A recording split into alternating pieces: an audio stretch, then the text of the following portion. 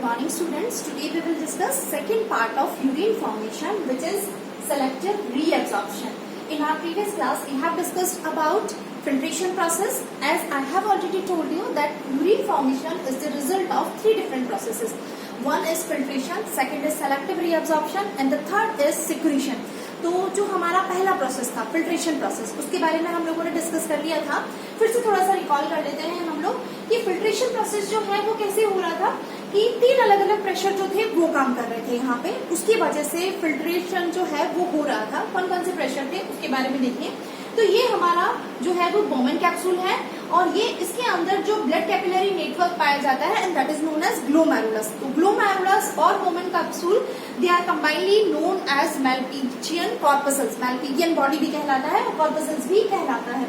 अब यहाँ पे देखिए जो ये हमारा नेफ्रॉन है या यूरिनिफरस ट्यूब्यूल जो पूरी हमने दिखाई है यहाँ पे, उसके दो वॉस्कुलर कंपोनेंट बताए थे मैंने आप लोगों को.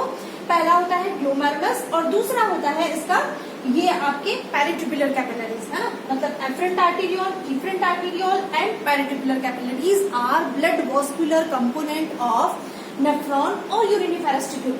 तो अब आप देखिए जो हमारा पहला प्रेशर था वो किस वजह से था. उस प्रेशर को हम लोग क्या बोल रहे थे, जो था हमारा glomerular hydrostatic pressure. Glomerular hydrostatic pressure किस वजह से था कि जो एफरेंट आर्टेरियोल है उसका डायामीटर इफरेंट आर्टेरियोल की कंपैरिजन में ज्यादा है.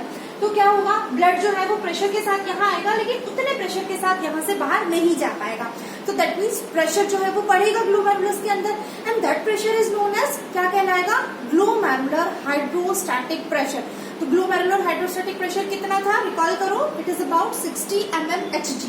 ओके, तो पहला प्रेशर हुआ हमारा 60 mmHg, वो है हमारा ग्लोमेरुलर हाइड्रोस्टैटिक प्रेशर. इस प्रेशर को अपोज कौन से दो प्रेशर कर रहे थे. पहला था आपका ब्लड कॉलॉइडल ऑस्मोटिक प्रेशर जो कि 32 mmHg के करीब था. उसके अलावा जो थर्ड प्रेशर था हमारा वो था हमारा कैप्सुलर हाइड्रोस्टैटिक प्रेशर जो कि 18 mmHg के करीब था. तो हमारा जो इफेक्टिव फिल्ट्रेशन प्रेशर था वो कितना हो रहा था, 60 minus 32 minus 18 that means 10 mmHg के करीब हो रहा था. क्लियर. तो इफेक्टिव फिल्ट्रेशन प्रेशर कितना था, कितने प्रेशर से ग्लोमेरुलस के जो ब्लड आ रहा है उसका प्लाज्मा फिल्ट्रेट होगा 10 mmHg के प्रेशर से. एज अ रिजल्ट इस फिल्ट्रेशन प्रेशर से यानी इस फिल्ट्रेशन प्रोसेस के द्वारा हमें क्या मिलता है, ग्लोमेरुलर फिल्ट्रेट मिलता है या रीनल फिल्ट्रेट मिलता है. तो दैट मीन्स यहाँ से क्या हो गया, जो ब्लड प्लाज्मा है इस ग्लोमेरुलस से फिल्टर हो गया और फिल्टर होके हमें फिल्ट्रेट में क्या क्या मिला. तो अब ये देखिए यहाँ जो छन के आएगा उसे हम कहेंगे ग्लोमेरुलर फिल्ट्रेट. ठीक है, इस ग्लोमेरुलर फिल्ट्रेट में क्या क्या उपस्थित है आप देखिए, वाटर होगा, सोडियम आयन होगा, पोटेशियम आयन होगा, क्लोराइड आयन होगा, कैल्शियम आयन होंगे, यूजफुल अमीनो एसिड्स होंगे, ग्लूकोज होंगे, उसके अलावा यूरिया, यूरिक एसिड, क्रिएटिन. तो ये सारे के सारे जो कॉन्स्टिट्यूएंट हैं वो कहाँ आ गए, फिल्टर होके इस रीनल फिल्ट्रेट के अंदर यानी कि बोमेन कैप्सूल के अंदर आ गए और इस फिल्ट्रेट को हम लोग क्या बोल रहे हैं, ग्लोमेरुलर फिल्ट्रेट कह रहे हैं. क्लियर, यहाँ तक बात हो गई. अब आप देखिए जो ग्लोमेरुलर फिल्ट्रेट, तो that means filtration process complete हो गया. सेकेंड आती है सेलेक्टिव रीअब्जॉर्प्शन की. तो अब एक चीज यहाँ पे आप देखिए कि जो फिल्ट्रेट बना है ग्लोमेरुलर फिल्ट्रेट, इसमें कई सारे यूजफुल सब्सटेंसेस भी उपस्थित है. फॉर एग्जाम्पल वाटर, क्योंकि हम लोग जो है टेरेस्ट्रियल एटमॉस्फेयर में रहते हैं और हमें क्या कंजर्व करने की जरूरत है, वाटर को कंजर्व करने की जरूरत है. सॉल्ट हम लोग बाहर यूरिन के साथ डिस्चार्ज कर सकते हैं, हाइपरऑस्मोटिक यूरिन जो है वो प्रोड्यूस करके, लेकिन वाटर हमें कंजर्व करना होता है. Water is more precious for us. तो यहाँ पे कौन कौन से यूजफुल सब्सटेंसेस जो है वो रीनल फिल्ट्रेट या ग्लोमेरुलर फिल्ट्रेट में उपस्थित है. वाटर होगा, सोडियम आयन होगा, पोटेशियम आयन होगा, क्लोराइड आयन है, अमीनो एसिड्स है, ग्लूकोज है. So these are some useful substances और इनको बॉडी के अंदर फिर से रीअब्सॉर्ब किया जाना जरूरी है. जबकि इसके साथ दूसरे सब्सटेंस भी उपस्थित है, यूरिया है, यूरिक एसिड है और क्रिएटिन है. तो ये सब चीजें जो है वो हमारे लिए यूजफुल नहीं है, ये हमें एक्सक्रीट करना है. ठीक है, तो हम क्या कर रहे हैं, सेलेक्ट कर रहे हैं कि कौन से सब्सटेंसेस को फिर से रीअब्सॉर्ब करना है और किसको नहीं करना है. So that process is known as selective reabsorption. Okay, so selective reabsorption क्या होगा, it is the process by which essential constituent of glomerular filtrate are reabsorbed, है ना. फिर से उनको रीअब्सॉर्ब किया जाएगा. कहाँ रीअब्सॉर्ब किया जाएगा, कैसे रीअब्सॉर्ब किया जाएगा, तो थोड़ा सा यहाँ पे देखिए कि ये हमारा जो है वो ग्लोमेरुलर ग्लोमेरुलस हो गया, है ना, ये बोमेन कैप्सूल हो गया, ये आपका ग्लोमेरुलस हो गया, और उसके बाद ये जो बोमेन कैप्सूल है वो जाके किसमें खुलता है, प्रॉक्सिमल कन्वर्टेड ट्यूब्यूल, फिर उसके बाद आता है आपका लूप ऑफ हेनले, उसके बाद distal converted tubule, and then उसके बाद आती है आपकी कलेक्टिंग डक्ट। तो उसके बाद अब ये जो फ्लूइड है, जो फिल्ट्रेट है, वो कहाँ जाएगा, प्रॉक्सिमल कन्वर्टेड ट्यूब्यूल के अंदर जाएगा, और उसके बाद जाएगा आपके लूप ऑफ हेनले में। तो लूप ऑफ हेनले वाला पोर्शन जो है, या पेरिट्यूबुलर जो आपका प्रॉक्सिमल कन्वर्टेड ट्यूब्यूल वाला पोर्शन है, it is surrounded by a blood capillary network, and that network is known as peritubular capillaries. तो यहाँ से जो सब्सटेंसेस हैं, यूजफुल सब्सटेंसेस हैं, वो फिर से कहाँ रीअब्सॉर्ब किए जाएंगे, इस पेरिट्यूबुलर कैपिलरीज के ब्लड के अंदर रीअब्सॉर्ब किए जाएंगे। आगे समझ में यहाँ तक? चलिए अब हम लोग बात करेंगे कि जो आपकी रीनल ट्यूब्यूल है, उसके कौन कौन से पार्ट में कौन कौन से सब्सटेंसेस को रीअब्सॉर्ब किया जाता है। तो सबसे पहला हमारा पार्ट आता है इन प्रॉक्सिमल कन्वर्टेड ट्यूब्यूल।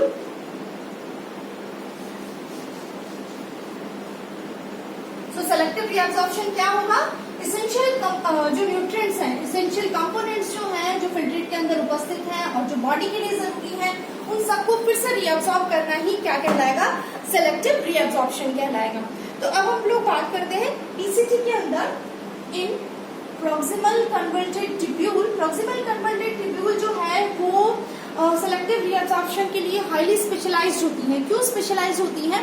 पहला तो इसका इंटरनल साइड जो है वो ब्रुश बॉर्डर एपिथेलियम होता है, यानी उसमें बहुत सारे एक्सटेंशंस पाए जाते हैं, जिसकी वजह से इसका सरफेस एरिया जो है वो बढ़ जाएगा for more reabsorption. As well as इसमें क्या पाया जाता है, मोर नंबर ऑफ माइटोकॉन्ड्रिया पाया जाता है इनकी सेल्स में। तो दैट मीन्स क्या होगा, एब्जॉर्प्शन के लिए क्या होगा, एक्टिव ट्रांसपोर्ट या पैसिव ट्रांसपोर्ट के द्वारा फिर से रीअब्सॉर्ब किया जाता है। तो जिन सब्सटेंसेस को एक्टिव ट्रांसपोर्ट के द्वारा रीअब्सॉर्ब किया जाना है, उसके लिए एनर्जी चाहिए होगी इन फॉर्म ऑफ एटीपी। तो वो जो माइटोकॉन्ड्रिया होंगे वो एटीपी प्रोवाइड करेंगे फॉर दिस ट्रांसपोर्टेशन। क्लियर? तो जो हमारा प्रॉक्सिमल कन्वर्टेड ट्यूब्यूल है, यहाँ पे हम ये बात भी कह सकते हैं कि मैक्सिमम सेलेक्टिव रीअब्सॉर्प्शन जो है it is occur in proximal converted tubule. Why it is so? Because इसका जो इंटरनल लाइनिंग होगा वो ब्रुश बॉर्डर एपिथेलियम होगा, even it has large number of mitochondria. Mitochondria भी पाए जाते हैं इन सेल्स के अंदर, जिसकी वजह से वो एटीपी प्रोवाइड करते हैं फॉर द एक्टिव ट्रांसपोर्ट। तो पीसीटी के अंदर प्रॉक्सिमल कन्वर्टेड ट्यूब्यूल की हम लोग बात कर रहे हैं, तो इसके अंदर क्या पाया जाएगा, कैसे सब्सटेंसेस को, कौन कौन से सब्सटेंसेस को रीअब्सॉर्ब किया जाता है। सोडियम क्लोराइड जो है उसको रीअब्सॉर्ब किया जाता है, ग्लूकोज उसको रीअब्सॉर्ब किया जाएगा, अमीनो एसिड्स जो हैं उनको रीअब्सॉर्ब किया जाएगा। इनिशियली तो इनको कैसे रीअब्सॉर्ब किया जाता है, पैसिव ट्रांसपोर्ट के द्वारा, दैट मीन्स डिफ्यूजन के द्वारा। सिंपल डिफ्यूजन जो है वो हो जाता है। क्लियर? कैसे होगा, सिंपली जो है यहाँ से सोडियम आयन जो है वो यहाँ आ जाएंगे। क्यों यहाँ आएंगे, सिंपल डिफ्यूजन क्यों होगा यहाँ पे, क्योंकि जो सोडियम आयन का कंसेंट्रेशन है वो यहाँ कम है और यहाँ ज्यादा है। तो ये जो सोडियम आयन होगा वो यहाँ से यहाँ मूव करेंगे, और कब तक मूव करेंगे, जब तक उनका कंसेंट्रेशन जो है वो बराबर नहीं हो जाता है। ठीक है, लेकिन एक बार जब कंसेंट्रेशन बराबर हो गया तो उस कंडीशन में क्या होगा, फिर काम करेगा सेकेंड फोर्स, जो काम करेगा वो होगा आपका एक्टिव ट्रांसपोर्ट। तो पहले तो पैसिव ट्रांसपोर्ट के द्वारा अपटेक किया जाएगा, रीअब्सॉर्प्शन किया जाएगा इन सब्सटेंसेस का, और बाद में एक्टिव ट्रांसपोर्ट यानी एनर्जी को खर्च करके इन सब्सटेंसेस को फिर से रीअब्सॉर्ब किया जाएगा। तो दैट मीन सोडियम आयन आ जाएगा। अब सोडियम आयन क्योंकि आता है इधर, तो इसके साथ साथ क्लोराइड आयन जो है वो पैसिवली आ जाता है, अपने आप ही आ जाएगा पीछे पीछे इसके अलावा फिर आपके पोटेशियम आयन आ जाता है, वाटर रीअब्सॉर्ब हो जाता है, क्योंकि सोडियम और क्लोराइड आ रहे हैं तो यहाँ आके क्या बन जाएगा, सोडियम क्लोराइड बन जाएगा। दैट मीन्स जो ब्लड है वो कैसा हो गया, हाइपरऑस्मोटिक हो गया। हाइपरऑस्मोटिक हो गया तो वाटर जो है वो भी इसकी जो ऑस्मोलैरिटी है उसको कम करने के लिए वाटर भी रीअब्सॉर्ब होगा। ग्लूकोज जो है वो एक्टिव ट्रांसपोर्ट के द्वारा चला जाएगा। तो इस तरह से क्या किया जा रहा है, यूजफुल सब्सटेंसेस को कहाँ रीअब्सॉर्ब किया जा रहा है, पेरिट्यूबुलर कैपिलरीज के अंदर रीअब्सॉर्ब किया जा रहा है। तो ये होता है प्रॉक्सिमल कन्वर्टेड ट्यूब्यूल में, इस तरह से पैसिव ट्रांसपोर्ट और एक्टिव ट्रांसपोर्ट के द्वारा क्या किया जाएगा, सब्सटेंसेस को रीअब्सॉर्ब किया जाएगा। इसके अलावा देखिए क्लोराइड आयन जो है it moves passively,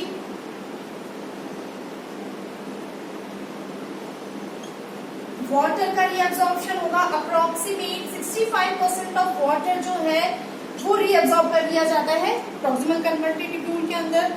90% of bicarbonate ion जो है वो भी रीअब्जॉर्ब कर लिए जाते हैं यहाँ पे। उसके अलावा पोटेशियम आयन जो है वो भी रीअब्जॉर्ब कर लिए जाते हैं यहाँ पे। Most of the potassium ion they are also reabsorb in the proximal converted tubule. तो इस तरह से प्रॉक्सिमल कन्वर्टेड ट्यूब्यूल में हम ये कह सकते हैं कि most of the reabsorption, selective reabsorption, it is occur in proximal converted tubule. फिर आता है जब यहाँ से रीनल फिल्ट्रेट से कई सारे सब्सटेंसेस रीअब्जॉर्ब हो चुके हैं, फिर भी उसके अंदर कई यूजफुल सब्सटेंसेस हो सकते हैं, तो आगे का रीअब्जॉर्प्शन जो होगा वो लूप ऑफ हैंडले के अंदर होगा। फिर आता है loop of Henle. Loop of Henle को हम दो पार्ट में डिवाइड करते हैं, असेंडिंग लिम्ब और डिसेंडिंग लिम्ब। ये जो नीचे जा रही है वो असेंडिंग लिम्ब, ये जो ऊपर जा रही है वो उसकी डिसेंडिंग लिम्ब कहलाएगी। सॉरी, ये डिसेंडिंग लिम्ब होगी, नीचे की तरफ जाना, और ये ऊपर की तरफ जा रही है तो इसे असेंडिंग लिम्ब कहेंगे। तो यहाँ पे जो लूप ऑफ हैंडले है उसमें भी वाटर जो है, बचा हुआ वाटर 20% यहाँ पे रीअब्सॉर्ब कर लिया जाता है। उसके अलावा आपके पोटेशियम आयन जो है अप्रोक्सीमेट 47% और यहाँ पे रीअब्सॉर्ब कर लिया जाता है। फिर थर्ड आता है आपका in distal converted tubule. Distal converted tubule में आते आते मोस्ट ऑफ सब्सटेंसेस का रीअब्सॉर्प्शन हो चुका होता है, लेकिन फिर भी कुछ अगर बचा हुआ है तो यहाँ पे रीअब्सॉर्ब किया जाएगा। बाइकार्बोनेट आयन जो 10% है उसको यहाँ पे रीअब्सॉर्ब किया जाता है। इसके अलावा सोडियम क्लोराइड जो बच गया है उसको रीअब्सॉर्ब किया जाता है, अप्रोक्सीमेट 35% होता है। वाटर जो है उसको भी रीअब्सॉर्ब कर लिया जाता है। तो दैट मीन्स ये हमारे जो रीनल ट्यूब्यूल के सारे अलग अलग पोर्शन है, प्रॉक्सिमल कन्वर्टेड ट्यूब्यूल हो गया, लूप ऑफ हैंडले हो गया या डिस्टल कन्वर्टेड ट्यूब्यूल हो गया, यहाँ जब ये फिल्ट्रेट हमारा इस पाथवे से होके गुजरता है तो मोस्ट ऑफ सब्सटेंसेस को रीअब्सॉर्ब कर लिया जाता है। ठीक है, अब ये जो रीअब्सॉर्प्शन है उसके लिए हम लोग एक टर्म यूज करते हैं, वो आती है आपकी थ्रेशहोल्ड सब्सटेंसेस। एक वर्ड यूज करते हैं हम यहाँ पे, थ्रेशहोल्ड सब्सटेंसेस।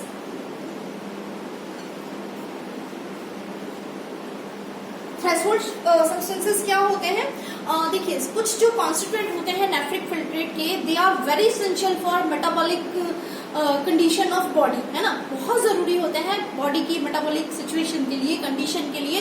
तो उन सब्सटेंसेस को पूरी तरह से बॉडी में रीअब्सॉर्ब कर लिया जाता है, तो वो सब्सटेंसेस क्या कहलाते हैं? Threshold substances. तो यानी कि और कुछ सब्सटेंसेस को बॉडी में अब्सॉर्ब नहीं किया जाता है, तो ऐसे सब्सटेंसेस जिनको कंप्लीटली रीअब्सॉर्ब किया जाता है वो कहलाते हैं हाई थ्रेशहोल्ड सब्सटेंसेस। मतलब ऐसे सब्सटेंसेस जिनकी बॉडी को ज्यादा जरूरत है, ठीक है, वो बहुत जरूरी है बॉडी के लिए, तो वो क्या कहलाएंगे? हाई थ्रेशहोल्ड सब्सटेंसेस कहलाएंगे। और ऐसे सब्सटेंसेस जिनको बॉडी के अंदर रखना जरूरी नहीं है, they should be excreted out, तो वो कहलाते हैं आपके low threshold substances. For example urea हो गया, यूरिक एसिड हो गया और क्रिएटिन हो गया। ये बॉडी के लिए क्या है? वेस्ट प्रोडक्ट है, टॉक्सिसिटी क्रिएट करेंगे, तो वो बॉडी से बाहर निकालना जरूरी है। तो इन सब्सटेंसेस को हम क्या कहेंगे? लो थ्रेशहोल्ड सब्सटेंसेस, और कुछ होते हैं हाई थ्रेशहोल्ड सब्सटेंसेस कहलाते हैं। ओके, तो ये तो हुआ हमारा सेलेक्टिव रीअब्सॉर्प्शन। थर्ड प्रोसेस आता है हमारा secretion. Third process of urine formation is secretion.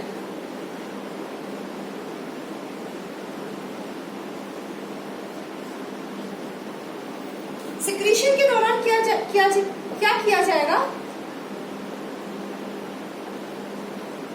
It is also a selective process.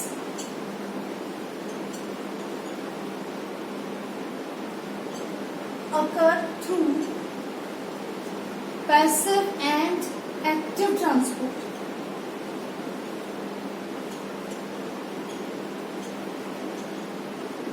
देखिए, पहले हम लोगों ने बात की फिल्ट्रेशन की, फिर उसके बाद की कि भाई जो यूजफुल सब्सटेंसेस हैं, हाई थ्रेशहोल्ड सब्सटेंसेस वाले, जो वैल्यू वाले सब्सटेंसेस हैं, उनको रीअब्सॉर्ब करना। और फिर अब हम बात कर रहे हैं कुछ ऐसे सब्सटेंसेस हैं जो कि बॉडी के अंदर या ब्लड के अंदर उपस्थित हैं, उनको फिर से कहाँ डाला जाता है?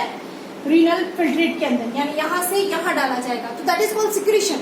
क्या कहलाएगा, वो सिक्रेशन, यानी जो सब्सटेंसेस बॉडी के लिए नेसेसरी नहीं है और वो अगर ब्लड फिल्ट्रेट के साथ, ब्लड फिल्ट्रेट से फिल्टर नहीं होके ब्लड के अंदर आ चुके हैं, तो उन सब्सटेंसेस को वापस से रीनल ट्यूब के अंदर डाला जाएगा, तो वो क्या कहलाएगा, आपका सिक्रेशन कहलाएगा।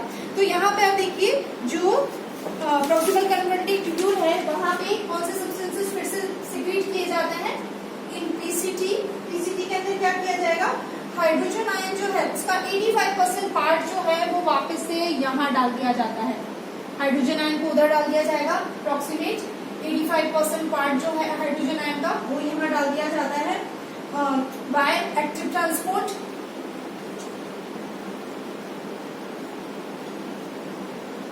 सिमिलरली क्रिएटिन जो होता है उसको भी एक्टिव ट्रांसपोर्ट के द्वारा फिर से यहाँ डाल दिया जाता है, सिक्रेट कर दिया जाता है फिल्ट्रेट के अंदर। इसके अलावा आप देखिए अमोनिया जो है उसको भी क्या किया जाएगा, बाय डिफ्यूजन सिक्रेट कर दिया जाता है यहाँ पे, है ना। उसके अलावा ऑर्गेनिक सॉल्ट्स बनते हैं, जैसे कौन कौन से सॉल्ट्स बनेंगे आपके यहाँ पे, ऑक्सिलेट हो गया, ऑक्सिलेट हो गया, यूरेट हो गया, कैटेकोलेमाइंस हैं, इन सबको भी फिर से यहाँ डाला जाएगा। इसी तरह से जो डीसीटी है, डिस्टिल कन्वर्टेड ट्यूब्यूल है, उसके अंदर भी पोटेशियम आयन जो है उसको वापस डाल दिया जाता है, जो जरूरी नहीं है बॉडी के लिए। डिस्टिल कन्वर्टेड ट्यूब्यूल में भी कुछ वापस पोटेशियम आयन जो है वो भी वापस डाल दिया जाता है 40%। हाइड्रोजन आयन जो है वो भी, बचा हुआ हाइड्रोजन आयन भी जो है वो यहाँ पे पोर कर दिया जाता है। तो इस तरह से 3 अलग अलग प्रोसेस, फिल्ट्रेशन, सेलेक्टिव रीअब्जॉर्प्शन और सिक्रेशन के द्वारा फाइनली यूरिन का फॉर्मेशन होता है। क्लियर? तो यहाँ से इस तरह से इन 3 प्रोसेसेस के द्वारा हम लोग यूरिन को फॉर्म करेंगे, हाइपर ऑस्मोटिक यूरिन जो है वो प्रोड्यूस करेंगे, जिसमें यूजफुल सब्सटेंसेस नहीं है, सिर्फ और सिर्फ वेस्ट प्रोडक्ट जो है वो उपस्थित है in form of urea, uric acid और क्रिएटिन और मैनी अदर मेटाबॉलिक वेस्टेज जो है वो यहाँ पे उपस्थित होंगे। सो ये सारा का सारा यूरिन फॉर्मेशन के बारे में बात हुआ। अब हम कल जो बात करेंगे कि ग्लोमेरुलर फिल्ट्रेट की कंसंट्रेशन को कैसे मेंटेन किया जाता है, दैट मीन्स हम यूरिन की हाइपर ऑस्मोलैरिटी को कैसे बनाते हैं, उसके बारे में हम लोग बात करेंगे। So thank you so much.